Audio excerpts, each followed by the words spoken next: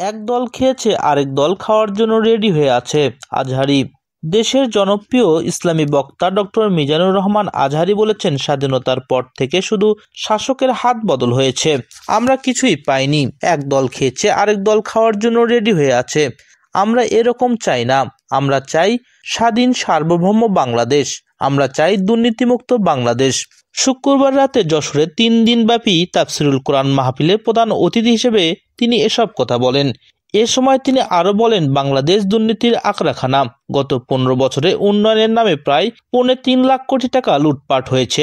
লুটপাট করতে করতে এদেশের মানুষকে ফুটপাতে বসিয়ে দেওয়া হয়েছে।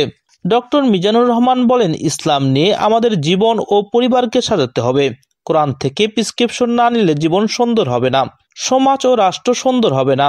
কোরআনের প্রেসক্রিপশন অ্যাপ্লাই না করলে শুধু দুর্নীতি দমন কমিশন দিয়ে দুর্নীতি বন্ধ করা যাবে না। এজন্য কোরআনের আইন চাই। সরকার যেন মানব সম্পদ উন্নয়নে যত্নশীল হয়।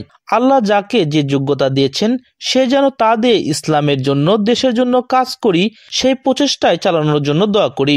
তিনি আরো বলেন, বাংলাদেশের আসল পরিচয় ইসলাম। এদেশের সংসদ, বঙ্গভবন, সরকারি অফিসে কলেমার পতাকা উঠুক, আমরা চাই। আজহারী বলেন, মানুষ চাইলে বিশ্ব জয় করতে পারে, মানুষকে কেউ হারাতে পারে না। আল্লাহ আমাদের জনসংখ্যা দিয়েছেন, এই জনসংখ্যা অনেক বড় সম্পদ। এটা আমাদের জন্য অভিশাপ না, আশীর্বাদ।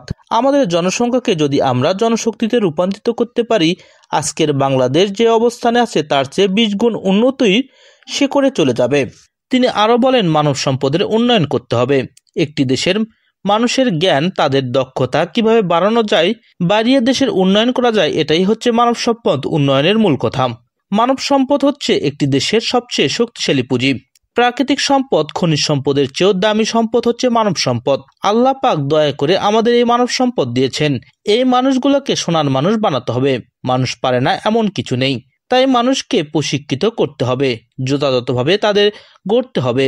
রাসূল সাল্লাল্লাহু আলাইহি সাল্লামের জীবন থেকে মানব সম্পদ ব্যবহারের উদাহরণ টেনে আজহারী বলেন, আমরা যদি মানব সম্পদের সঠিক ব্যবহার করতে পারি, বাংলাদেশের চিত্র পাল্টে দিতে পারবো।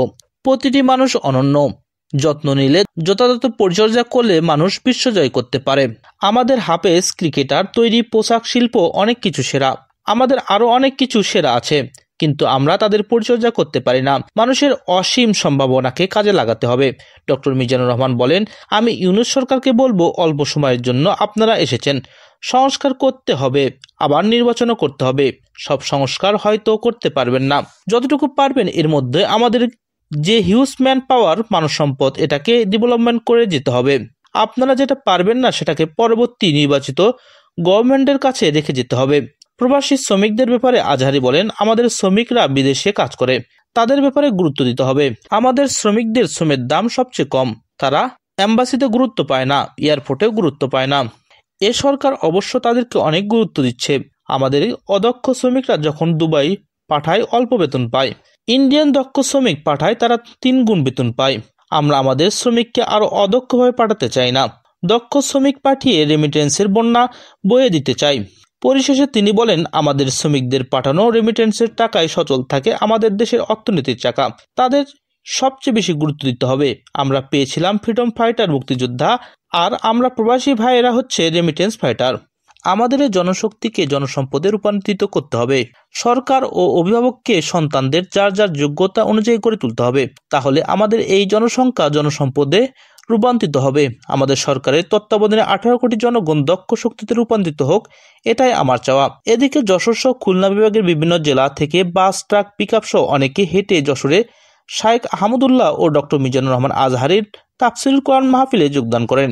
শহরের পুলের হাটে আদ দিন সকিনা মেডিকেল কলেজ মাঠে আয়োজিত 3 দিনব্যাপী তাফসিরুল কোরআন মাহফিলে প্রথম দিন বুধবার আলোচনা করেন আল্লামা মামুনুল হক ও আব্দুল হাই মোহাম্মদ সাইফুল্লাহ।